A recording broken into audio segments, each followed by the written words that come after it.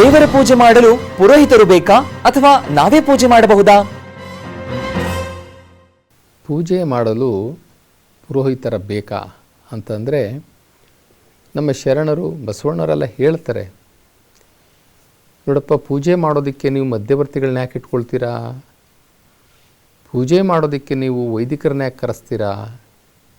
ಪೂಜೆಯನ್ನು ಯಾಕೆ ನೀವು ಕೂಲಿ ಕೊಟ್ಟು ಮಾಡಿಸ್ತೀರಿ? ಎಲ್ಲವನ್ನು ದಯಪಾಲಿಸಿದಂಥ ನಿಮ್ಮ ತಂದೆ ಶಿವನಿಗೆ ನೀವು ಒಂದಿಷ್ಟು ಪೂಜೆ ಮಾಡಲಿಕ್ಕೆ ಸ್ವತಃ ಕೂತ್ಕೊಂಡು ಪೂಜೆ ಮಾಡಲಿಕ್ಕೆ ನಿಮ್ಗೆ ಆಗೋದಿಲ್ವಾ? ಅದನ್ನೂ ಕೂಡ ನೀವು ದುಡ್ಡು ಕೊಟ್ಟು ಮಾಡಿಸ್ಬೇಕಾ? ಆಯಿತು, ನಿಮಗೆ ಶ್ರೀಮಂತಿಕೆ ಇದೆ. ಶ್ರೀಮಂತಿಕೆ ಇರುವುದರಿಂದ ನಿಮ್ಮ ಮನೆಯಲ್ಲಿ ಕಸ ಗುಡಿಸೋಕೆ ಆಳುಗಳು ಇಟ್ಕೊಂಡಿದ್ದೀರಿ, ಸಂತೋಷ. ಬಟ್ಟೆ ಒಗಿಲಿಕ್ಕೆ ಆಳುಗಳನ್ನ ಇಟ್ಕೊಂಡಿದ್ದೀರಿ, ಇನ್ನೂ ಸಂತೋಷ.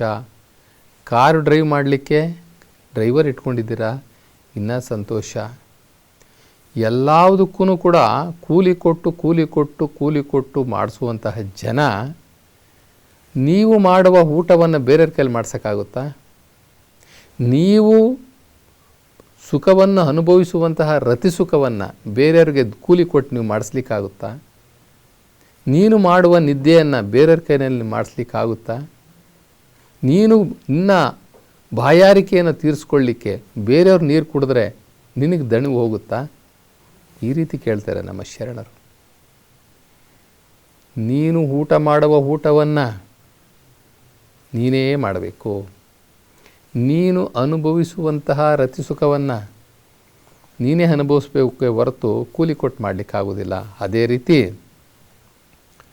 ಎಲ್ಲವನ್ನೂ ಕೊಟ್ಟಿರ್ತಕ್ಕಂಥ ಪರಮಾತ್ಮನ ಪೂಜೆಯನ್ನು ಸ್ವತಃ ನೀನೇ ಮಾಡಬೇಕೆ ಹೊರತು ಕೂಲಿ ಕೊಟ್ಟು ಮಾಡಿಸಬಾರದು ಅಂತ ಹೇಳಿ ನಮ್ಮ ಶರಣರು ಹೇಳ್ತಾರೆ. ನಮ್ಮ ಅಜ್ಞಾನ ನೋಡ್ರಿ, ನಮ್ಮ ಅಜ್ಞಾನ ಎಷ್ಟಿದೆ ಅಂತಂದರೆ, ಏನು ಪರಮಾತ್ಮನಿಗೆ ಒಂದು ಊದಿನ ಕಡ್ಡಿ ಹಚ್ಚಿ ಒಂದು ಹೂವು ಇಟ್ಟು ನಮ್ಮ ಭಕ್ತಿಗೆ ಒಂದು ಕೈ ಮುಗಿದು ಏಕಾಂತದಲ್ಲಿ ಅಥವಾ ಶ್ರದ್ಧೆ ಭಕ್ತಿಯಿಂದ ಆ ಮನಸ್ಪೂರ್ವಕವಾಗಿ ಆ ಮನಸ್ಸಿಟ್ಟು ಪರಮಾತ್ಮನನ್ನು ಧ್ಯಾನ ಮಾಡಿದ್ರೆ, ಒಂದು 10 ನಿಮಿಷ ಪೂಜೆ ಮಾಡೋದು ಧ್ಯಾನ ಮಾಡಿದ್ರೆ ಸಾಕು, ಅವನಿಗೆ ಮುಟ್ಟುಬಿಡ್ತು ಅವನಿಗೆ.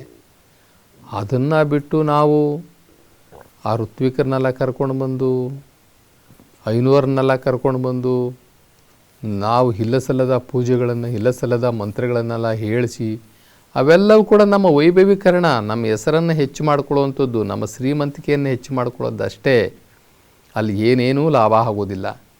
ಪರಮಾತ್ಮ ಅಂದ್ಕೊಳ್ತಾನೆ, ನೋಡ್ದ, ಇವನಿಗೆ ನಾನು ಇಷ್ಟು ಸಂಪತ್ತನ್ನು ಕೊಟ್ಟರೆ ಇವನು ಅಯೋಗ್ಯ, ನನ್ನನ್ನು ಕೂತ್ಕೊಂಡು ನೆನಿತಾನ? ಇಲ್ಲ, ಬೇರೆಯವ್ರಿಗೆ ಹೇಳ್ತಾವನೆ, ನನ್ನ ಪರವಾಗಿ ನೀನೇ ಪರಮಾತ್ಮನ ನೆನಿ, ಪರಮಾತ್ಮನ ಪೂಜೆ ಮಾಡು, ಪರಮಾತ್ಮ ಧ್ಯಾನ ಮಾಡೋದು ಬೇರೆಯವ್ರಿಗೆ ಹೇಳ್ತಾನೆ, ಇವನು ಎಂಥ ನೀಚ ಅಂಥೇಳಿ ಮುಂದಿನ ಜನ್ಮದಲ್ಲಿ ಎಲ್ಲವನ್ನು ಕಿತ್ಕೊಳ್ತಾನೆ. ಆದ್ದರಿಂದ ನಾವು ಯಾವುದೇ ದಳ್ಳಾಳಿಗಳನ್ನು ಇಟ್ಟು ಕೂಲಿಯವರನ್ನ ಇಟ್ಟು ದೇವ್ರಿಗೆ ಪೂಜೆ ಮಾಡಿಸ್ಬಾರ್ದು.